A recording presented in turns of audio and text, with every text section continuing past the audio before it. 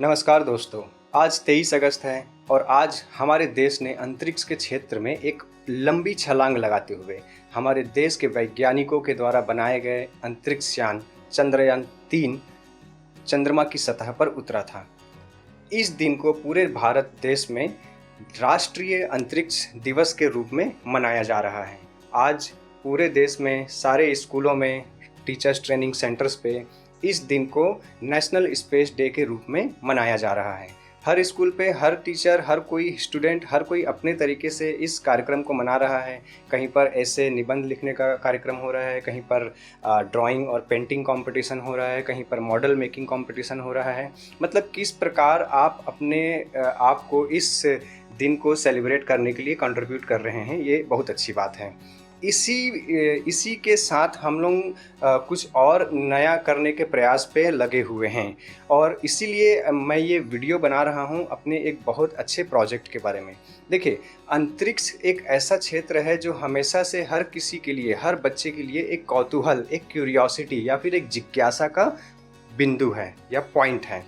मैं भी बचपन में चाहता था कि मैं एस्ट्रोनॉट बनूं या अंतरिक्ष के फील्ड में, अंतरिक्ष के क्षेत्र में मैं कुछ काम करूं, लेकिन सही तरीके से जो मार्गदर्शन या गाइडेंस होता है उसके अभाव में मैं कहीं ना कहीं इसमें पिछड़ गया। लेकिन आज हमारी पूरी की पूरी शिक्षा विभाग में इस अंतरिक्ष एजुकेशन को, स्पेस एजुकेशन को लेकर बहुत सारे काम ऐसे किए जा रहे हैं जिससे बच्चों को सही मार्गदर्शन मिल सकता है। तो हमने एक नया प्रोजेक्ट बनाया हुआ है कि अगर एक प्रोजेक्ट मतलब एक छोटा सा म्यूज़ियम अपना स्पेस के नाम से हम एक स्कूल पर इंस्टॉल करने का प्लान है ये। इसमें क्या होगा कि स्कूल में एक छोटे सी जगह पे हम हमारे देश के जो अंतरिक्ष वैज्ञानिक हैं या फिर जो हमारे देश का अंतरिक्ष एजेंसी है, ISRO, Indian space research organisation, जो पिछले कई सालों से विभिन्न प्रकार के अलग अलग प्रकार के रॉकेट बना रहे हैं, लॉन्च व्हीकल बना रहे हैं, सैटेलाइट बना रहे हैं, तो कम्प्लीटली उनका एक शोकेस हम स्कूल पे एक छोटे से म्यूजियम के रूप में शो करते हैं। वहाँ पर अलग अलग रॉकेट, अलग अलग सैटेलाइट और अलग अलग जो भी स्पेस क्राफ्ट हैं उनके सारे मॉडल्स वहाँ पर रखाते हैं। मॉडल स्टैटिक भी हो सकते हैं, मॉडल डायनेमिक भी हो सकते हैं और उनको देखकर बच्चों में एक जिज्ञासा जागृत होती है, मतलब एक क्यूरियोसिटी आता है। क्योंकि जब तक कोई बच्चा किसी भी चीज़ को देखेगा नहीं, मतलब अगर बच्चे को अंतरिक्ष के फील्ड में जाना है तो अंतरिक्ष से संबंधित अगर कुछ ऐसे कंटेंट या फिर अंतरिक्ष से संबंधित ऐसे कुछ मॉडल अगर उनके आसपास रहें तो वो उनको देखकर समझ सकते हैं, उनकी वर्किंग जो फंक्शनैलिटी है वो उसको समझ सकते हैं। तो उनमें खुद में उसमें आगे बढ़ने का एक प्रेरणा, एक जो इंस्पिरेशन है वो आता है। इसीलिए ये अपना स्पेस के नाम से हम एक छोटा सा स्पेस म्यूज़ियम स्कूलों में सेटअप करने का प्लान लाए हुए हैं। कोई भी स्कूल, चाहे वो छोटा स्कूल हो या बड़ा स्कूल हो, वो अपने बजट के हिसाब से इस पूरे म्यूज़ियम को अपने स्कूल पे सेटअप कर सकता है, जिसमें हम आपकी पूरी मदद करते हैं। जैसा यहाँ पर आप सब देख सकते हैं, अपना space igniting curiosity firing imagination, मतलब हम क्यूरियोसिटी को इग्नाइट करते हैं। बच्चों के भीतर जो एक क्यूरियोसिटी होती है, जिज्ञासा होती है, उसको जागृत करने की कोशिश करते हैं। साथ ही साथ उनकी इमेजिनेशन, उनकी क्रिएटिविटी, क्योंकि जब तक बच्चों की क्रिएटिविटी बाहर नहीं आएगी तब तक वो और अच्छे से अपने आप को एक्सप्लोर नहीं कर सकते हैं। आगे मैं दिखाना चाहूँगा कॉर्नर ऑफ क्यूरियोसिटी। नाम से ही है कि एक ऐसा स्कूल का एक ऐसा कोना जहाँ पर उनकी जिज्ञासा को शांत या जिज्ञासा और बढ़ सकती है वहाँ पर जाने से। इसके आगे हम लोग बताना चाहूँगा कि यहाँ पर जो हम लोग मॉडल्स रखने वाले हैं वो मॉडल अलग अलग रॉकेट्स हैं, जैसे कि हमारा SLV है, PSLV है, ASLV है, GSLV है, LVM है एंड HLVM जो कि ह्यूमनॉइड मिशन के लिए चल रहा है। साथ ही साथ अभी तक भारत ने कितने अंतरिक्ष मिशन किए हुए हैं, शुरुआत से लेकर चंद्रयान की लॉन्चिंग तक के, साथ ही साथ आखिरी जो हमारा मिशन था आदित्य L1, तो सारे मिशन के बारे में पूरी डिटेलिंग के साथ इस म्यूज़ियम में हम मॉडल्स को स्थापित करेंगे, जिनके बारे में वहाँ पर डिटेल्स में बैनर एंड अदर पोस्टर्स और पूरा प्रिंट रिच एनवायरनमेंट रहेगा, जिससे बच्चों में एक बहुत ही अच्छा माहौल बनता है। साथ ही साथ स्कूल में भी बहुत सारी चीज़ों को पढ़ाने से बेहतर है कि अगर बच्चे वो मॉडल देखें तो वो ज़्यादा बेहतर तरीके से उस चीज़ को समझ सकते हैं। तो हम ये जो मॉडल है, ये जो प्रोजेक्ट है अपना स्पेस के बारे में, अभी इसी के लिए ही मैंने एक छोटा सा वीडियो बनाया हुआ है। तो अगर आप लोगों को अच्छा लगे तो आप मुझे कांटेक्ट कर सकते हैं कि किस प्रकार से इसको हम स्कूल पे सेटअप करें। जो फर्दर डिस्कशन है हम और उसमें अच्छे से मैं आपको बता सकता हूँ मिलकर। ये मेरा कांटेक्ट डिटेल है, आप मुझे इस कांटेक्ट नंबर्स पे कांटेक्ट कर सकते हैं।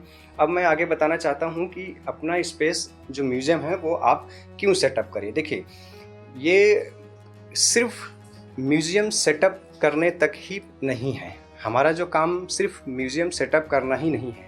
हमारा काम ये है कि जब सेटअप हो जाता है तो पूरे एकेडमिक ईयर में बच्चों को उस म्यूज़ियम के साथ अलग अलग हम कुछ एक्टिविटी कराते हैं, जिससे कि उनकी जो उत्साह है वो बनी रहती है, उनमें सीखने की एक इच्छा जो है वो और बढ़ते रहती है।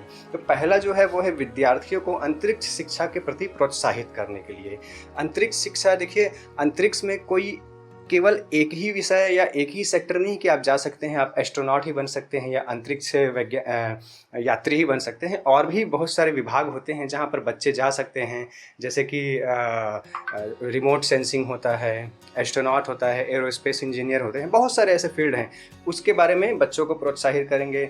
और समय समय पर ना नेशनल लेवल पे कुछ अच्छे प्रोग्राम्स होते हैं, चाहे वो इसरो के द्वारा हो या किसी और प्राइवेट कंपनी के द्वारा ऑर्गेनाइज किया जाता है। नेशनल लेवल पे, स्टेट लेवल पे उन सारे कार्यक्रमों से बच्चों को हम लोग जोड़ने का भी काम करते हैं। कई बार उनकी जानकारियाँ बच्चों को नहीं मिल पाती हैं किसी भी रीज़न से, तो हम लोग वो काम करते हैं कि समय समय पर जहाँ भी हमारा ये लैब, ये जो स्पेस म्यूजियम सेटअप होता है, हम वहाँ के बच्चों को इसमें इंगेज करते रहते हैं। इसरो के द्वारा जो अलग अलग सर्टिफिकेट कोर्सेस होते हैं, देखिए इसरो जो है वो बच्चों के लिए, स्टूडेंट्स के लिए उनका एक अलग से पोर्टल चलता है जिसका नाम है शिक्षा गगन। तो शिक्षा गगन में बहुत सारे ऐसे कोर्सेस हैं जिसमें कि बच्चे शामिल हो सकते हैं और वहाँ पर उस कोर्स को कंप्लीट कर लेने के बाद उनको एक ऑफिशियली इसरो का एक सर्टिफिकेट भी दिया जाता है। तो उसमें भी हम बच्चों को उसमें हम लोग गाइडेंस करते हैं, मार्गदर्शन देते हैं और बच्चों को वो सर्टिफिकेट प्राप्त करते हैं, जो कि उनके लिए बहुत ही महत्वपूर्ण हो जाता है। साथ ही साथ model rocket making, telescope making, satellite making, drone और जो रेडियो कंट्रोल एरोप्लेन होते हैं और रोबोटिक वर्कशॉप भी हम लोग स्कूल पे समय समय पर करते रहते हैं, जिसके माध्यम से बच्चों में एक नया कुछ सीखने का, एक नया कुछ समझने का, नए क्षेत्र में जाने का एक उनमें क्यूरियोसिटी क्रिएट होती है।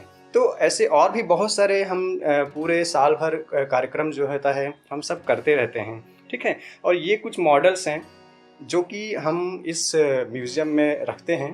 जैसे कि मैंने बताया था कि SLV-3 जो हमारे भारत के पहला रॉकेट था जो कि सैटेलाइट को लॉन्च करने का काम करता था, उसके बाद ASLV, फिर PSLV जो हमारे यहाँ का सबसे सफल रॉकेट या फिर लॉन्च व्हीकल है, उसके बाद GSLV और अंत में LVM, ठीक है। तो ये रॉकेट के मॉडल हो गए हैं। उसके बाद अगर स्कूल चाहे तो हम वहाँ पर कुछ एयरक्राफ्ट के मॉडल भी रख सकते हैं।